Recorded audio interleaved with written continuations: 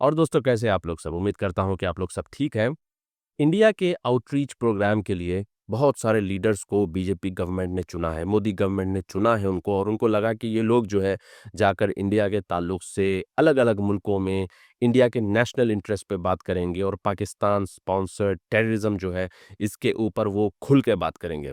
जिसमें उन्होंने हैदराबाद से असदुद्दीन अवैसी को उन्होंने चुना।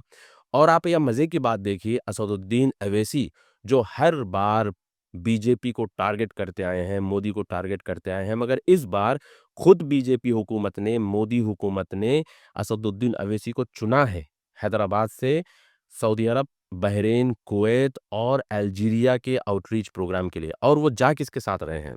वो जा रहे हैं बीजेपी के जो एमपी हैं पांडा साहब उनके साथ, और साथ में उनके निशिकांत दुबे भी हैं।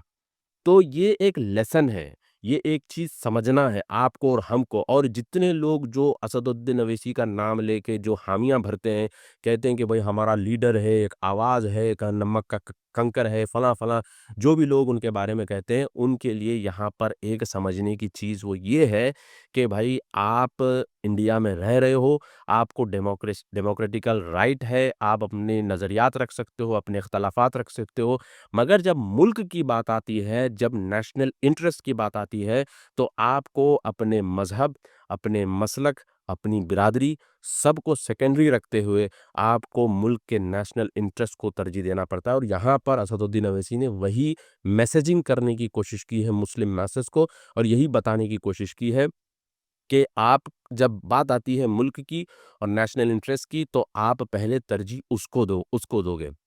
और एक बात यहाँ पर जो आपको और हमको समझना चाहिए और सीखना चाहिए वो ये है कि जितना हो सकता है अपनी जो सलाहियतें हैं वो मुल्क का इमेज डैमेज करने में नहीं, बल्कि मुल्क के इमेज को सही बताने में लगाना ज़रूरी है। देखिए, मुल्क का इमेज ख़राब करने के लिए, ख़राब बताने के लिए बहुत सारे लोग मौजूद हैं।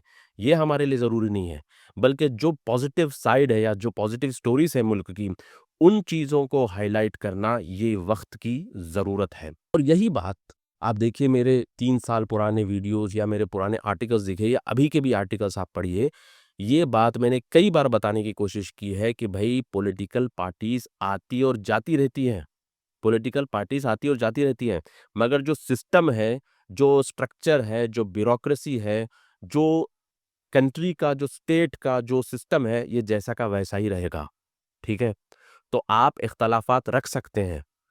असदुद्दीन अवैसी मोदी से इख्तलाफात रखते हैं, आप असदुद्दीन अवैसी से इख्तलाफ रख सकते हैं।